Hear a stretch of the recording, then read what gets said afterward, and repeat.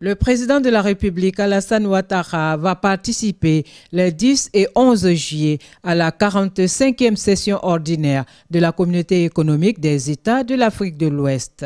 Pour préparer ce sommet, les ministres des Affaires étrangères se sont réunis ce mardi à Accra sous l'égide du Conseil de médiation et de sécurité de la CEDEAO.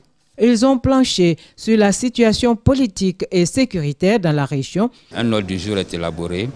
Et cet ordre du jour que nous avons adopté comprend les points suivants. Il y a eu d'abord la présentation de la situation au Mali. Il y a eu la situation en Guinée-Bissau. Le président de la République, notre président, a joué de tout son poids pour que ce pays-là puisse connaître les élections démocratiques. Aujourd'hui, ça se passe très bien. Un nouveau gouvernement est mis en place, un président a été élu, les institutions sont en train d'être mises en place.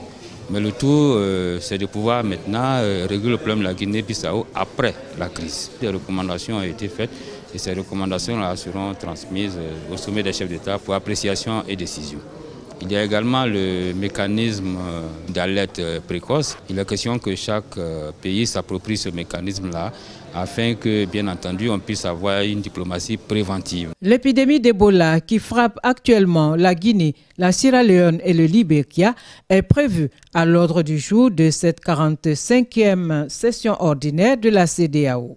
Vous savez que c'est un mal qui est en train de prendre de l'ampleur et donc ça devient très inquiétant.